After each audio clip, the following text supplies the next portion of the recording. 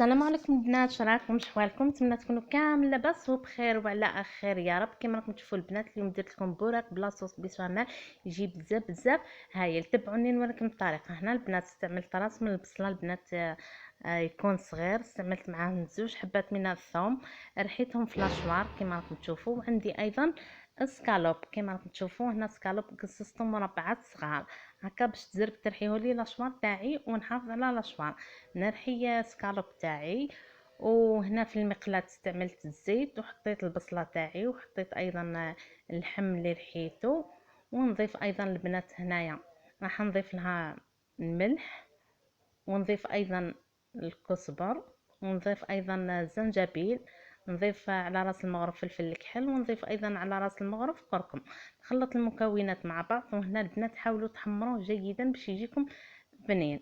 نروحوا لاصوص بيشاميل. هنا استعملت مغرف من الزبده كما راكم تشوفوا، ونذوبها جيدا. ونستعمل مغرف ونص من الفرينه، ونحاولوا البنات نحمصوها مليح الفرينه تاعنا مع الزبده. وهنايا الزبده تاعي كي راهي تذوب، درت الحليب تاعي يسخن هكا باش البنات تزربت وجدت لي لاصوص بيشاميل تاعي.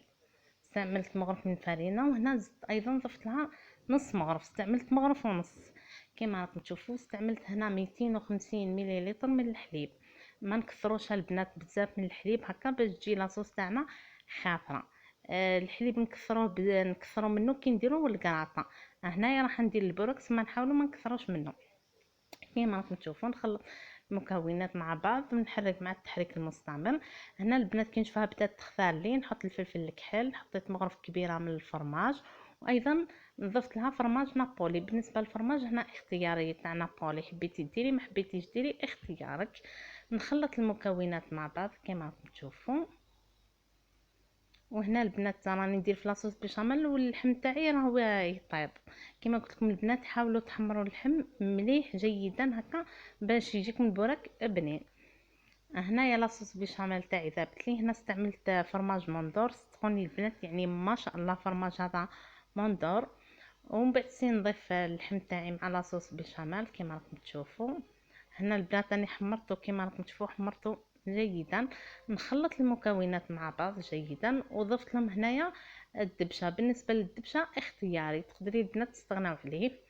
بالنسبه للديوله البنات حاولوا ديروا نوعيه مليحه هكا باش ما كان تخرج لكم الحشو. كما راكم تشوفوا البنات انا استعملت هنا العايله.